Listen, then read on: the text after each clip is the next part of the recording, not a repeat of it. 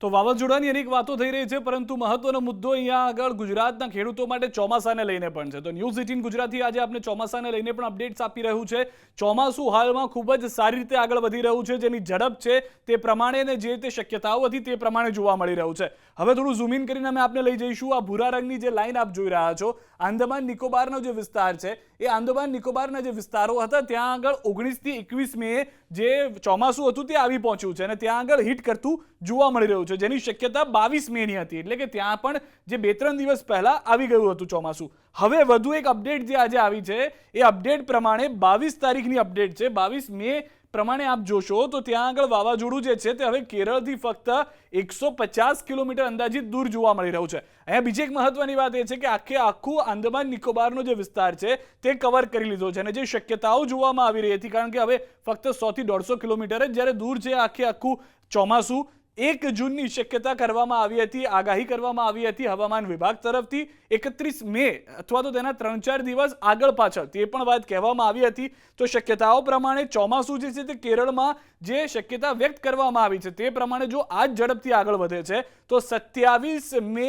અથવા તો તેની આસપાસના 1-2 દિવસ પહેલા વાવાઝોડું જે પરિસ્થિતિ વેસ્ટ બે ઓફ બંગાળમાં જોવા મળતી હતી તે પ્રમાણે 27-28ની આસપાસ ચોમાસું અહીંયા આગળ પહોંચી શકે છે. 27-28મીની આસપાસ.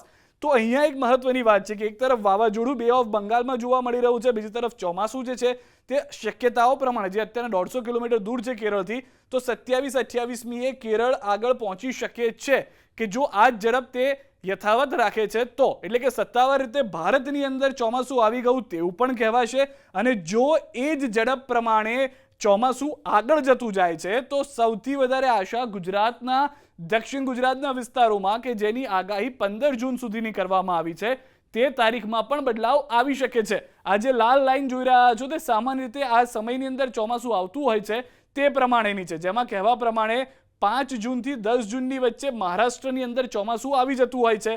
તો જો આ સમય પ્રમાણે ચોમાસું થોડું પણ આગળ આવે છે તો અહીંયા પણ દિવસો જે છે તે બદલાઈ શકે છે અને મહારાષ્ટ્રની જેમ દક્ષિણ ગુજરાત અને ગુજરાતના અલગ અલગ વિસ્તારોમાં પણ તારીખો બદલાઈ શકે છે. સામાન્ય તારીખ પ્રમાણે 15 જૂન સુધીમાં દક્ષિણ ગુજરાતના વિસ્તારની અંદર ચોમાસું એન્ટ્રી કરી લેતું હોય છે, પરંતુ જો આ ચોમાસું સમયસર અથવા તો જે તારીખ આપવામાં આવી છે 31 મેની પહેલા આવી જાય છે તો અહીંયા આગળ એ જ ઝડપથી આગળ વધે તો આ 15 જૂનના બદલે 10 અથવા તો 14 અથવા તો 13 જૂન પણ હોઈ શકે છે.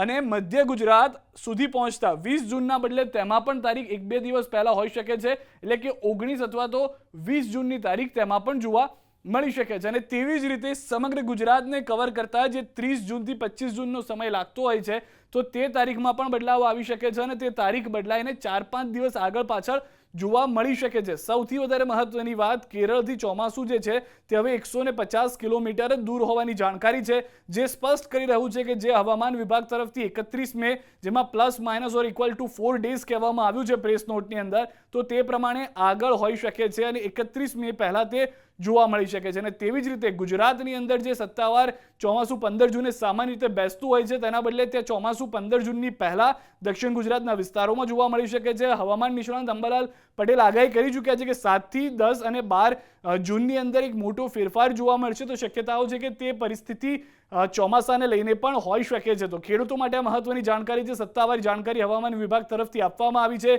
ચોમાસું દેશમાં પ્રવેશવા જઈ રહ્યું છે, થોડો જ સમય બાકી છે અને તે પ્રમાણે જો ચોમાસું ગતિથી આગળ ચાલે છે તો ટૂંક સમયમાં ગુજરાતમાં પણ પ્રવેશી જશે.